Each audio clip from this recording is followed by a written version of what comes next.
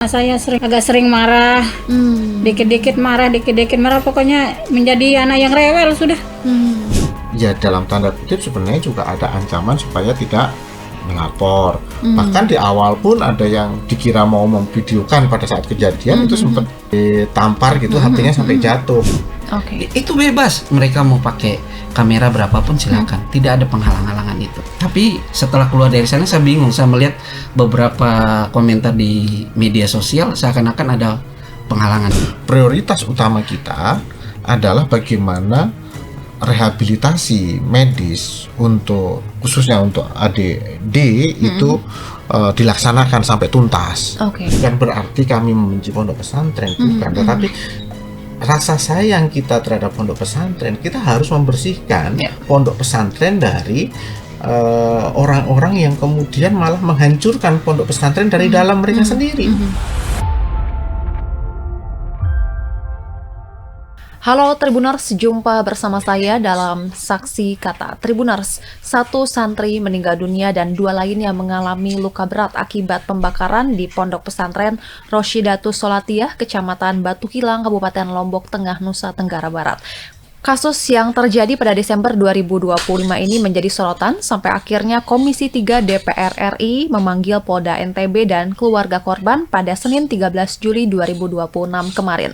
Bagaimana kronologi kasus ini sebenarnya dan bagaimana kelanjutan dari proses hukum kasus ini? Untuk itu sudah hadir di studio Tribun News Ketua Lembaga Perlindungan Anak Kota Mataram, Pak Joko Jumadi, dan Ibu dari korban inisial D, Ibu Nur Aini. Selamat datang Pak Joko, Bu Nur Aini. Selamat siang. Oke, sebelumnya saya dan seluruh tim Tribun News menyampaikan turut prihatin atas musibah yang menimpa Ananda D dan juga korban-korban lainnya dalam peristiwa ini. Mungkin pertama saya ingin bertanya kepada Ibu Nur Aini. Ibu boleh cerita tentang korban sebelum kejadian dan anaknya ini seperti apa? Sebelum kejadian kebakaran? Iya.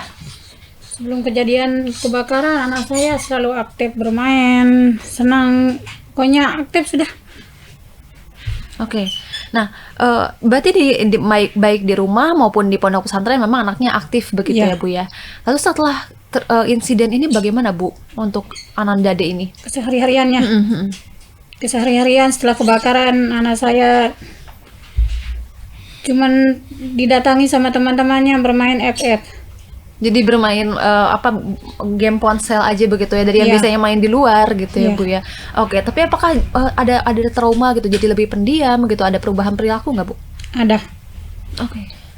Perubahan perilakunya anak saya sering lebih agak sering marah, dikit-dikit marah, pokoknya menjadi anak yang rewel sudah. Oke, mungkin karena ada ketidaknyamanan begitu yang dialami dari fisiknya ini. Oke, tapi kapan pertama kali Ibu tahu kejadian yang menimpa ini Bu? Apa langsung setelah terjadi pembakaran tersebut? Saya tahu setelah sore. Pada hari kejadian itu. Oke, siapa ya? Bapaknya ada di sana? Oh, di pondok pesantren itu. Bapak lagi kerja waktu itu di sana. Iya. Oke, baik. Adakah indikasi yang memperlihatkan bahwa korban itu sedang mengalami perundungan sebelum peristiwa pembakaran itu, Bu? Iya, ada. Oke, apakah dia cerita atau mungkin terlihat dari tubuhnya mungkin ada kekerasan fisik atau bagaimana, Bu? Dia cerita dan mau kembali ke Pompes lagi. Oke, nah perundungan itu bentuknya apa Bu yang dialami oleh Ananda D? Dipelorotin sarungnya, juga ditendang-tendang katanya. Oke, berarti ada kekerasan fisik ya Bu ya, tapi terlihat nggak Bu mungkin di badan Ananda D ada memar begitu Bu? Saat dia pulang sih tidak ada. Karena tidak pada saat hari dia pulang itu terjadi perundungan, dipukul itu. Oke, berarti Ananda D ini cerita beberapa hari Bu sebelum kejadian pembakaran ini Bu? Cerita tentang apa itu? Tentang perundungan ini, bullying ini. Oh, yang diceritain sih tentang perundungan, yang dipelorotin terus dimarahin tuan guru, makanya dia tidak mau balik ke Pompes. Nah, itu berarti nggak berapa lama dari insiden pembakaran? Iya, kira-kira 3 hari sebelum. 3 hari. Iya. Oke. Nah, di titik terendah seperti ini Bu melihat anak mengalami luka bakar seperti itu Bu, apa yang membuat Ibu tetap kuat untuk memperjuangkan keadilan? Harapannya biar anak saya dapat keadilan dan juga mendapatkan perawatan yang lebih baik. Karena saya orang yang tidak mampu, tidak mempunyai uang untuk membiayai anak saya berobat. Oke, ini kan kejadiannya udah lama ya Bu ya, berarti udah sekitar 7 bulan lalu begitu Bu. Iya. Ibu sempat merasa lelah nggak sih Bu untuk memperjuangkan keadilan buat Ananda D ini? Pasti merasa lelah sih ya. Oke, tapi apa yang membuat Ibu akhirnya harus tetap berjuang begitu Bu? Melihat keadaan anak saya yang seperti itu dan berpikir untuk kedepannya gimana anak saya ini nanti besarnya, ndak bisa saya merawat dia sampai besar begitu. Oke, nah selama ini dukungan apa saja Bu yang paling Ibu dan keluarga butuhkan tapi belum didapatkan gitu Bu? Semuanya. Oke, apa saja Bu mungkin bisa dijelaskan? Pertama kan pengobatannya juga yang tidak baik. Terus Sebelum Juni kan memang jadi masalah. Oke. Yang sebelum bulan Juni ya, karena sebelum bulan Juni itu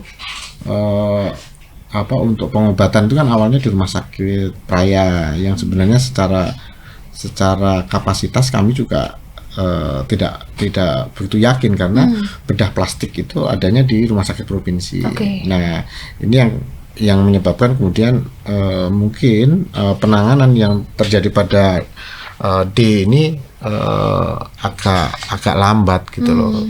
Nah harapannya sebenarnya waktu itu kalau bisa cepat ya bisa langsung ke RSUP seperti sekarang. Tapi kan itu sudah terjadi. Nah, namun ya saat sekarang ini kan semua tertangani di RSUP dengan dokter, memang ada dokter spesialis bedah plastik yang menangani langsung. Oke, berarti sebelumnya pengobatan itu siapa yang memberikan bantuan pengobatan ya Mas? Sebelumnya adalah BPJS. Sebelumnya, tapi ketika awal Juni kasusnya Viral, begitu jadi sorotan. BPJS kemudian malah mundur dari penjaminan, menolak untuk melakukan penjaminan terhadap pengobatan.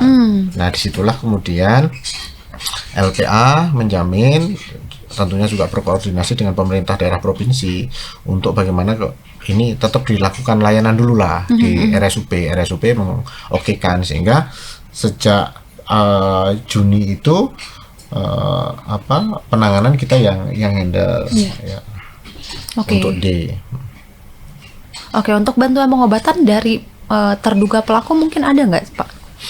Terduga pelaku itu memang sempat memberikan ya semacam tali asih lah ya, masing-masing 5 juta. Iya. Oke. Masing-masing 5 juta. Jadi dari 3 orang itu sama-sama dikasih 5 juta. Oke, setelah itu tidak ada bantuan lain begitu ya Pak ya? Tidak ada. Kalau dari pondok bervariasi ya, tapi kalau dihitung-hitung nilainya mungkin sekitar 2 jutaan paling. Nggak nyampe mungkin malah.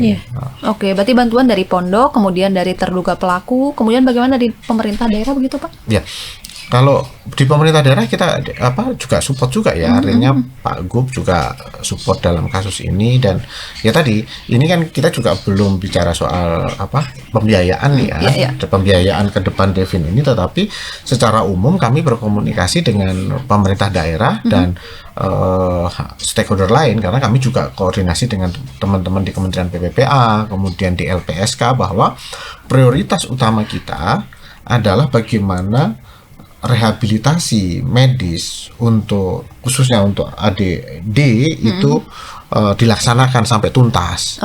Nah itu yang kita pastikan. Nah saya juga ingin mengkonfirmasi ya, ini kan banyak berita yang kemudian simpang siur gitu ya. Pertama, seolah-olah selama 7 bulan ini dibiarkan saja gitu kan.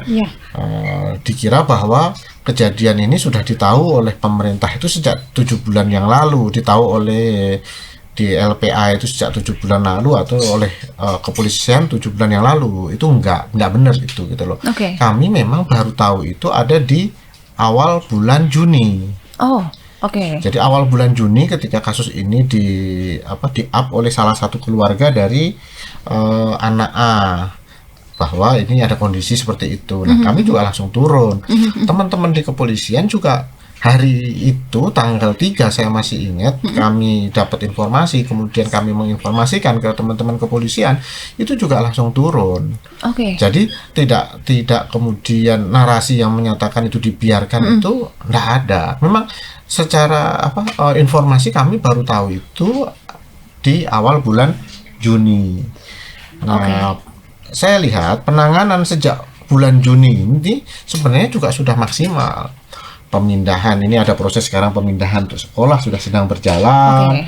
Kemudian penetapan tersangka sudah, rehabilitasi kesehatannya juga sudah.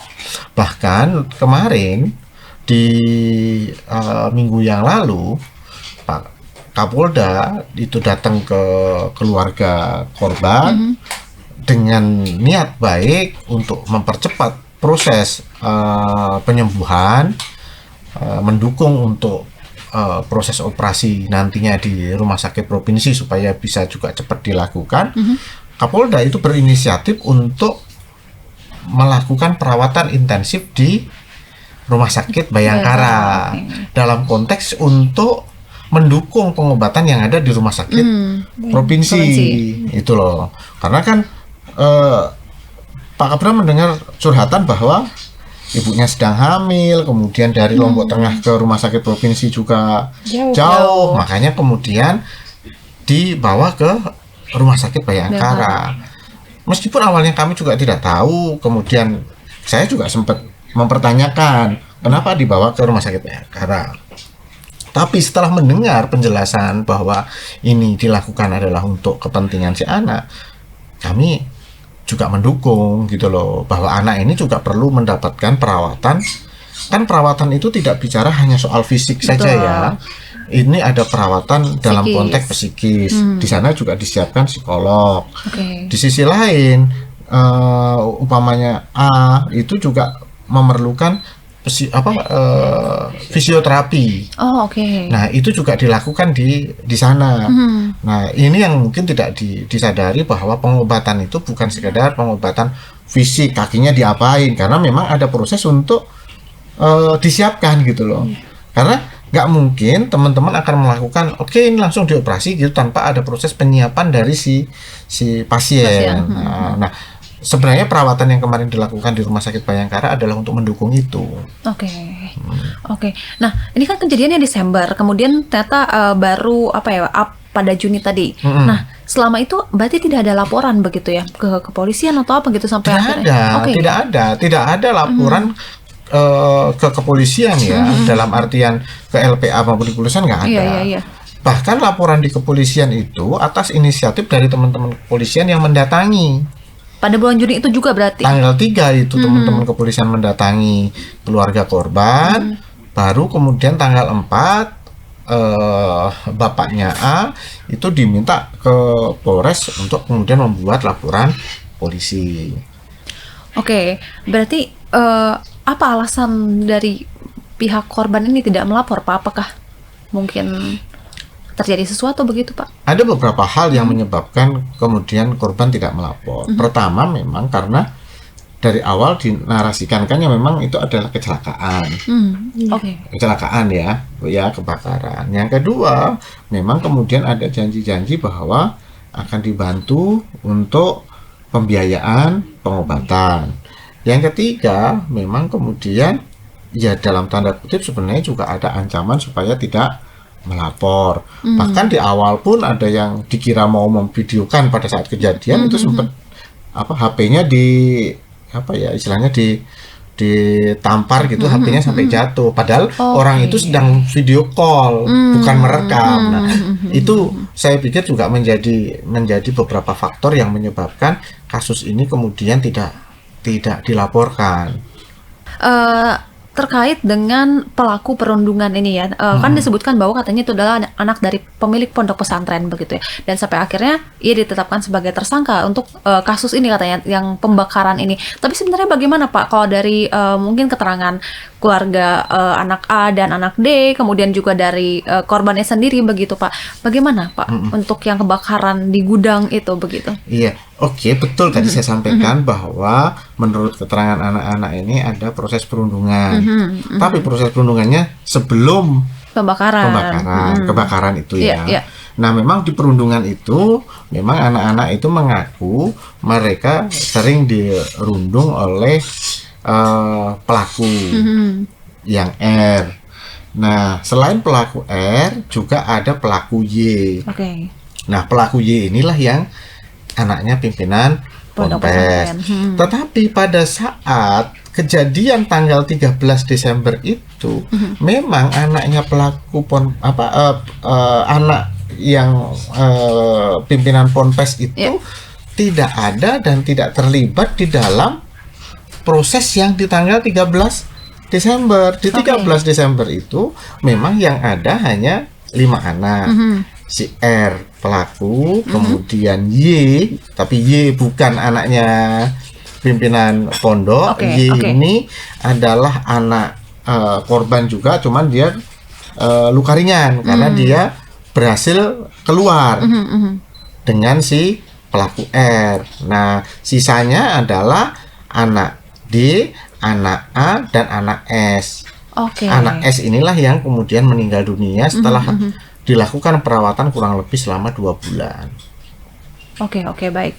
Berarti belum banyak publik yang tahu mengenai sosok R ini, Pak. Apakah ada didorong untuk menjadi tersangka mungkin begitu, Pak? Karena mengingat dari keterangan saksi, mungkin dari keterangan korban, maksudnya korban yang luka-luka, bahwa R yang terduga pelaku begitu dari keterangan mereka. Iya, R memang sudah jadi tersangka. R yang sudah jadi tersangka. Yang Y itu kalau dalam perkara yang kebakaran ini memang agak sulit untuk mencari benang merah bahwa si Y terlibat.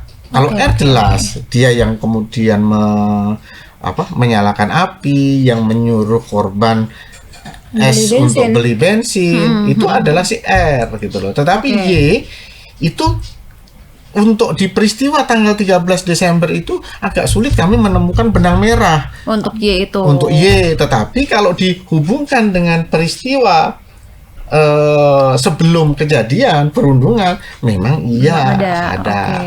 Oke, karena yang beredar di media sosial kan yang menjadi tersangka anak Y dan juga pemilik pondok pesantren begitu. Anak R. Oh, ternyata anak R begitu. Oke, baik. Oke, nah Mas, apa yang paling menggerakkan Mas untuk mendampingi kasus ini akhirnya, Mas? Ya, pertama gini, LPA, Lembaga Perlindungan Anak Kota Mataram sebenarnya memang lembaga independen yang memang konsen terhadap isu-isu perlindungan anak, pemenuhan dan perlindungan hak anak. Lembaga kami memang berisi para relawan, baik lintas profesi dan mahasiswa. Jadi kami ada dosen, saya sendiri dosen, kemudian ada dokter, ada psikolog, ada pengacara, dan juga mahasiswa. Nah, kami memang dalam konteks penanganan kasus-kasus di pondok pesantren maupun di satuan pendidikan untuk kasus anak-anak yang lain, hampir tiap minggu lah ada kasus-kasus seperti ini. Gitu loh. Ya, Mas, ya. Nah, ketika kita melihat kasus ini, kita melihatnya bahwa ada banyak hal yang harus kita perbaiki. Nah, konsennya LPA tidak hanya sekedar mau menangani case ini dalam konteks penanganannya Devin dan A umpamanya. Tetapi kami juga harus punya misi yang lebih, dalam artian kami punya misi besar di dalam kasus ini. Yang pertama adalah kita harus melakukan transformasi pondok pesantren. Kita harus melakukan perbaikan tata kelola pondok pesantren. Jangan sampai kemudian pondok pesantren itu kemudian dilabel sebagai tempat adanya kekerasan. Saya sendiri kalau ditanya, anak-anak saya juga di pondok pesantren. Bukan berarti kami membenci pondok pesantren, bukan. Tetapi rasa sayang kita terhadap pondok pesantren, kita harus membersihkan pondok pesantren dari orang-orang yang kemudian malah menghancurkan pondok pesantren dari dalam mereka sendiri. Nah, ini yang harus kita perbaiki. Kita harus melakukan perbaikan pada tata kelola pondok pesantren. Bagaimana pengawasan, bagaimana standarnya. Itu misi kita pertama. Misi kita kedua adalah terkait dengan rehabilitasi medis korban tindak pidana yang sekarang itu diabaikan oleh pemerintah. Ketika ada seseorang menjadi korban tindak pidana, dia harus menanggung beban biaya medis itu sendiri. Kemarin ada kasus umpamanya penyekapan seorang perempuan yang kemudian dicoba diselesaikan hanya menyelesaikan itu. Kita tidak memperbaiki sistemnya. Ini ada A dan ada D yang juga menjadi korban, dan di luar sana banyak korban tindak pidana yang dia harus menanggung beban rehabilitasi dia dengan uang mereka sendiri. Kalau dia miskin gimana? Seperti dalam kasus ini, selama 6 bulan itu tidak mendapatkan penanganan yang maksimal. Nah, ini menjadi tugas dari pemerintah. Tidak hanya sekedar mohon maaf ya, dalam artian oke, kita kumpulkan donasi untuk pengobatannya si D. Si D oke, kita bisa sembuhkan, bisa kita rehab. Terus nanti kalau ada D lagi, kita nunggu viral lagi, mau begitu lagi. Itu tidak sistemik. Nah, kita kepengen membangun sistem perlindungan anak di Indonesia itu betul-betul sistem perlindungan anak yang bisa memenuhi dan melindungi hak-hak anak di Indonesia secara umum. Oke, baik. Kemarin kan sempat ada audiensi dengan Komisi 3 DPR RI. Apa yang disampaikan, Pak, di sana? Ya itu, saya mengingatkan kepada Komisi 3 agar mengawal bahwa penanganan ini yang diperlukan adalah penanganan yang sistemik. Penanganan yang sistemik bagaimana memperbaiki tata kelola pondok pesantren yang masih juga ya tidak semua pondok pesantren kan, ini kan beberapa pondok pesantren, tetapi ini kan menjadi catatan gitu loh. Yang kedua adalah memperbaiki tadi sistem untuk perlindungan bagi korban tindak pidana, khususnya untuk rehabilitasi medis, dan ini harus dilakukan secara sistemik dalam rangka membangun sistem perlindungan anak di Indonesia. Oke, nah dari hasil audiensi kemarin Pak, komitmen konkret apa Pak yang diberikan DPR untuk mengawal kasus ini? Iya, kalau yang pertama untuk D memang DPR memastikan bahwa rehabilitasi medis D itu akan berjalan. Dan yang kedua, proses hukumnya juga akan dikawal. Termasuk kemarin juga menyinggung soal bagaimana nanti membangun sistem yang kaitannya dengan perlindungan bagi korban tindak pidana itu. Baik. Nah, kita kembali lagi soal kasus ini Pak, yang soal apakah ada upaya perdamaian begitu Pak dari pihak pondok pesantren, dan bagaimana sikap dari Ibu Nur Aini maupun keluarga korban lainnya dari upaya perdamaian tersebut? Iya, memang setelah beberapa bulan kasus ini berjalan, sempatlah disodorkan sebuah surat perdamaian. Yang di dalam surat perdamaian itu sebenarnya ada tiga materai yang akan ditandatangan oleh ketiga wali santri. Tetapi dari 3 orang ini hanya ayahnya A yang tanda tangan. Itu pun tanda tangan karena tidak memahami isi dari surat itu. Nah, Ibu D ini juga disodorin, tetapi setelah membaca menolak untuk tanda tangan. Oke, apa alasannya Pak? Apa isi perdamaian tersebut?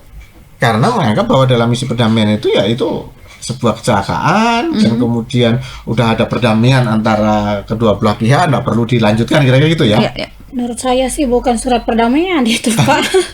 Menurut saya nih. Oke. Karena isi suratnya itu ketidakbertanggungjawabannya ketua Pompes maupun pondok pesantren itu. Jadi pondok pesantren itu ngerasa bahwa dalam kasus itu dia juga korban, bukan sebagai orang yang bertanggung jawab terhadap kejadian itu. Oke, baik. Nah, kalau boleh berandai-andai nih, keadilan seperti apa nih Bu yang paling bisa mengobati luka Ibu Nur Aini dan juga Ananda A terkait kasus ini? Ya, harapannya ya proses hukumnya ini jalan, siapa yang bersalah juga dihukum gitu ya Bu ya. Yang kedua, bagaimana rehabilitasi anak-anak ini bisa kembali. Kita berharap minimal anak-anak ini bisa beraktivitas normal seperti biasa. Kalau kita berharap untuk 100% pulih, saya pikir juga nggak mungkin, tapi paling tidak kita berharap bahwa minimal anak-anak ini bisa beraktivitas seperti biasa ya. Oke, Tribuners, selanjutnya kita sudah bersama dengan pengacara anak korban A dan D, Mas Yan Mangandar. Selamat datang Mas, dan juga ayah dari korban inisial A, Pak Rumidah. Selamat datang Pak. Nah, kita mau bertanya soal status Mas Yan sendiri nih di kasus ini, bagaimana Pak? Oke, saya bersama dengan 3 orang itu menjadi advokat dari anak korban A dan D. Jadi di situ ada saya Yan Manganda, di situ ada paralegal juga Mbak Haning, dan di situ ada Rizal Mustaqim. Nah, kami bekerja yaitu selain kami tunduk terhadap undang-undang advokat, kami juga tunduk terhadap KUHAP, dan juga kami tunduk terhadap undang-undang perlindungan anak dan juga undang-undang sistem peradilan pidana anak. Jadi kami berdiri, pedoman yang paling penting buat kami itu adalah untuk kepentingan terbaik bagi anak. Baik anak korban yang sedang kami dampingi saat sekarang, juga anak saksi, dan juga anak yang berkonflik dengan hukum. Jadi karena dalam masalah ini kan ada 5 anak yang terlibat. Iya. Jadi itu prinsip utamanya kami. Oke, baik. Nah, Mas Yan, ada isu terkait dengan penghalangan, begitu Mas? Boleh dijelaskan Mas, bagaimana itu? Nah ini memang penting sekali perlu kita jelaskan ya, biar nggak makin tidak terarah kasus ini, karena kan pada dasarnya kasus ini kan yang menjadi kebutuhan anak itu kan terkait dengan bantuan hukumnya, terkait dengan biaya pengobatannya, dan terkait dengan pendidikannya. Nah, tapi ternyata di luar makin berbeda ceritanya.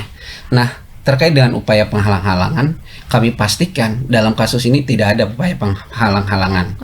Baik dari kepolisian itu tidak ada, saya pastikan. Kemudian dari kami tim pengacara LPA Mataram, kami sejak tahu kasus ini, kami tahu di tanggal 3 Juni 2026 itu kami langsung berinisiatif berkomunikasi dengan pihak terkait dengan perlindungan anak. Dalam hal ini yaitu unit PPA Polres Lombok Tengah, kemudian UPTD PPA Lombok Tengah, memastikan apa mereka mengetahui terkait dengan informasi yang beredar di media sosial. Kemudian oleh kami LPA meminta kepada pihak kepolisian dan UPTD kalau memang belum tahu ya silakan mohon dijangkau. Karena ini sudah menjadi perhatian publik di media sosial. Nah, tanggal 6 kami LPA melakukan asesmen. Nah, dan asesmen ketika kami melakukan kunjungan ke rumah korban ini, saking terbukanya kami itu kami kebetulan bersamaan dengan teman-teman media. Ada dari Kompas TV, Kompas.com, Tribun, dan beberapa teman media yang ada di NTB hadir di rumah korban, hadir di rumah anak A dan di rumah anak D. Dan itu terbuka, tidak ada pengarahan atau apapun. Anak-anak bercerita dengan santainya, dengan gaya anak-anaknya. Kemudian orang tua ya bercerita sebagaimana layaknya orang tua. Jadi tidak ada upaya penghalangan. Jadi kami dari LPA sendiri dari sejak awal kasus ini sudah membuka akses. Tidak ada upaya penghalangan. Nah, di tanggal 6 kemudian kami lakukan asesmen ya. Beberapa temuan kami itu yang pertama, anak ternyata terkendala mengenai biaya pengobatannya. Karena sejak terregister di kantor kepolisian tanggal 4 Juni 2026 ketika Bapak Rumidah menjadi pelapor, itu pun inisiatif dari teman-teman kepolisian yang datang berkunjung ke rumah anak A, benar ya? Nah, baru kemudian membuat laporan. Jadi tidak murni inisiatif dari pihak korban ya, karena memang pemahamannya ini kan keluarga kurang mampu semua. Nah, biaya pengobatan. Kemudian yang kedua, yang kami lihat pendidikannya. Kemudian kami terkait dengan proses penegakan hukumnya, kami coba memberikan pemahaman kepada pihak keluarga korban. Nanti kalau berproses di polisian nanti tahapannya seperti ini. Nanti yang menjadi hak korban misalnya terkait dengan ada yang namanya ganti rugi atau restitusi, atau nanti bisa beralih menjadi kompensasi.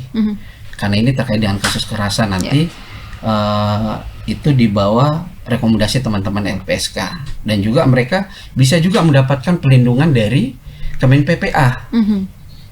Jadi kami jelaskan berbagai instansi yang terlibat dalam kasus ini. Baik. Nah, Mas Yan, terkait dengan kejadian di rumah sakit. Nah, bisa dijelaskan kepada publik biar terang benderang begitu, Mas?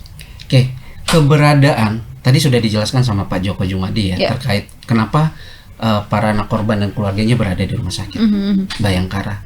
Jadi itu keberadaan anak korban dan orang tua di rumah sakit Bayangkara itu semata adalah inisiatif dari Bapak Kapolda NTB. Padahal itu kan bukan utama dari tugas kepolisian kan. Tugas kepolisian dalam kasus ini yaitu terkait dengan penegakan hukumnya. Ya kan? Seharusnya ini harus menjadi tugas dari pemerintah daerah, harusnya ini menjadi tugas dari lembaga kan. Tapi Bapak Kapolda secara pribadi meminta agar anak-anaknya dibawa rumah sakit Bayangkara. Tadi sudah jelas, rumah sakit Bayangkara sifatnya itu mendukung aktivitas pengobatan di RSUP. Mendukung di rumah sakit Bayangkara memang anak-anak tidak melakukan operasi besar di sana. Tapi dia mendapatkan dukungan fisioterapi, psikologi, dan juga terkait dengan gizi. Kan 3 hal ini penting kan Betul. untuk mendukung agar bagaimana pengobatan di RSUP itu bisa lebih cepat dan lebih optimal. Dan juga terkait jarak, Mbak, itu dari Lombok Tengah ke RSUP itu lumayan waktunya. Dan juga mereka selama ini dibantu oleh teman-teman konten kreator.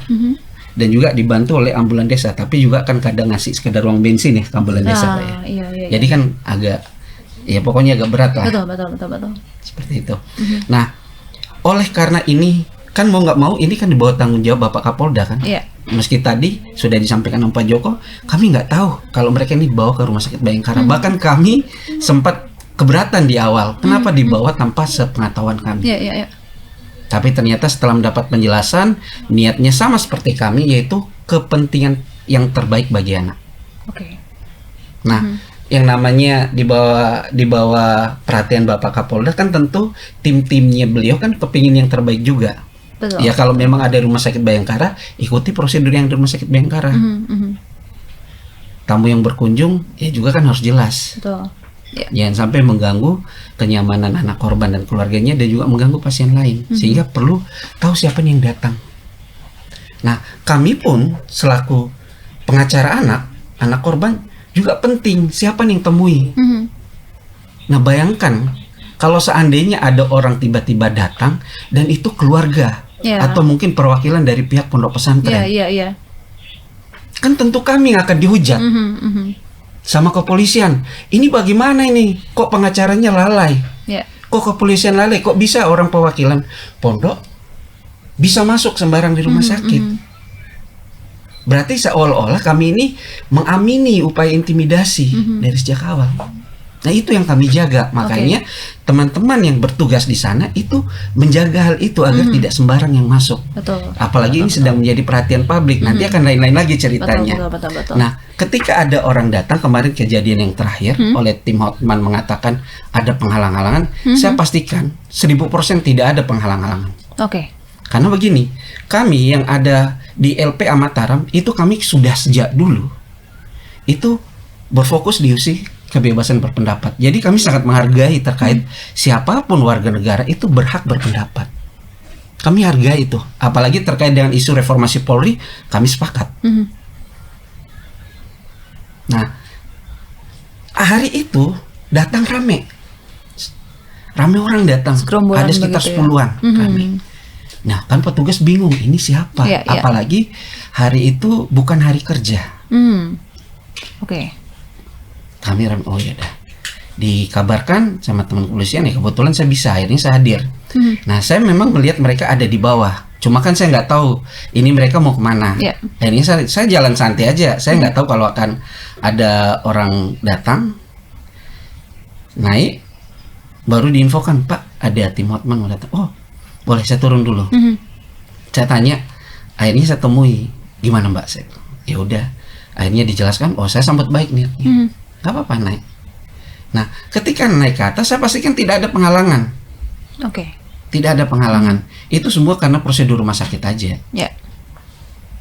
Bahkan mereka masuk ke dalam dengan kamera yang begitu banyak. Kami tidak ada menghalangi. Tidak ada kalimat saya mengatakan gak boleh ngambil gambar ya. Oke. Gak ada kalimat itu. Pak, ada saya sampaikan ke Bapak atau ke Ibu atau ke anak-anak, jangan cerita kayak gini nanti, ada nggak kayak gitu? Nggak ada. Ada saya pernah batasi? Nggak ada. Nggak ada. Jadi kami tidak ada batasi. Oke. Itu bebas, mereka mau pakai kamera berapapun silakan. Tidak ada penghalang-halangan itu. Nah, ketika hanya satu yang saya halangi, saya ingatkan. Jadi sebelum berakhir pertemuan saat itu, saya ingatkan, saya minta tolong, saya tidak melarang akses untuk ngambil foto video, tapi tolong kalau ini dipublish, minta tolong wajah anak itu diblurkan. Hanya itu satu itu tok saya minta, nggak ada yang lain. Mereka mau berkunjung jam berapapun saya tidak batasi. Oke, baik. Tapi setelah keluar dari sana saya bingung, saya melihat beberapa komentar di media sosial seakan-akan ada penghalangan nih. Kami juga heran. Ya, ini sangat penting sekali momen yang ada di Tribun News ini agar tidak ada lagi berita-berita menyimpang. Itu harapan kami. Betul. Kami semata berdiri untuk kepentingan anak dan juga untuk keluarganya. Nah, tambah sedikit Mbak, terkait dengan kejadian yang di bandara, kami tidak tahu sama sekali dari LPA. Oke. Dan juga keluarga anak sebenarnya nggak ada persiapan, makanya nggak ada pakaian dan yang lain. Oke. Nah, dan juga dipastikan kemungkinan kalau ibunya jadi melewati pintu bandara saat itu kemungkinan nggak bisa terbang. Karena kenapa? Dia kondisi hamil. Kan butuh surat keterangan tambahan dari dokter dong. Iya. Itu yang penting. Oke. Begitu Tribuners, biar terang benderang begitu ya Mas Yan ya. Oke, nah sekarang Pak Rumidah, saya ingin bertanya mengenai kondisi dari anak A. Bagaimana Pak sekarang Pak? Tinggal pemulihannya aja. Tinggal sedikit lukanya di kaki kanannya. Terus, ya pokoknya tinggal sedikit, udah tidak banyak. Oke. Udah mulai mengering. Oke, tapi ada apa perubahan sikap nggak sih Pak? Mungkin jadi trauma gitu ke Iya, pasti sekolah. ada, pasti ada. Terlalu cerewet. Terus kalau dia mau apa itu harus diturutin, biar jam berapapun Oke. harus. Tapi untuk bertemu dengan teman-teman yang lainnya udah nggak masalah Pak? Nggak sekarang? masalah. Udah nggak masalah. Malah dia gembira kalau ketemu sama temannya. Oke. Nah kalau anak A ini berarti juga cerita soal yang dirundung gitu Pak, yang dibully. Nggak pernah cerita dia. Cuman itu. Waktu pembakarannya itu cuma itu yang diceritain sama anak. Oke, baik. Nah terakhir Pak, terkait dengan penutupan ini, apa yang ingin disampaikan langsung kepada publik nih Pak mengenai kasus ini Pak? Untuk untuk perlindungan anak, masalah dari pihak pondok juga harus itu ada tanggung jawabnya ya, itu yang kita minta. Terus seolah-olah itu pihak pondok tidak mau tanggung jawab. Nah itu makanya kita minta sama Pak Polisi, sama Pak Kapolda, kita minta itu untuk penegakkan keadilan untuk Al sama D. Oke, baik, terima kasih banyak Mas Saya Yan. tambahan, Boleh, Nanti kan silakan. tinggal di-cut ya. Iya, boleh. Kenapa kami tidak keberatan terhadap pasal yang diterapkan dalam kasus ini? Kan teman-teman kepolisian menerapkan pasal 474 ya KUHP terkait dengan kelalaian mengakibatkan kematian, luka, dan itu ancaman hukumannya 5 tahun penjara. Karena memang kami pun sesuai dengan temuan kami dari sejak awal sampai dengan hari ini konsisten keterangan anak menyatakan memang tidak ada unsur kesengajaan. Nah, kami kurang tahu kalau keterangan dari saksi lain ya. Mungkin silakan juga teman-teman kepolisian mempertimbangkan itu, silakan diproses. Cuma kami sepakat siapapun pelaku dalam kasus ini ya hukum berat. Nah, jika terkait dengan fakta adanya bully atau apapun sebelumnya, itu mungkin akan menjadi pertimbangan bagi hakim untuk menjatuhkan hukuman yang memberatkan nantinya. Oke, baik. Terima kasih banyak Mas Yan dan juga Pak Rumidah sudah hadir di studio Tribun News pada pagi ini. Semoga proses hukumnya ini berjalan dengan lancar, keadilan ditegakkan, dan juga baik tanggung jawab dari pihak yang memang harus bertanggung jawab ini memang dipenuhi begitu ya. Baik, untuk kita semua mari jadi mata dan telinga agar tidak ada lagi korban seperti ini. Sampai jumpa di episode Saksi Kata lainnya. Saya Geok Mengwan pamit undur diri, sampai jumpa.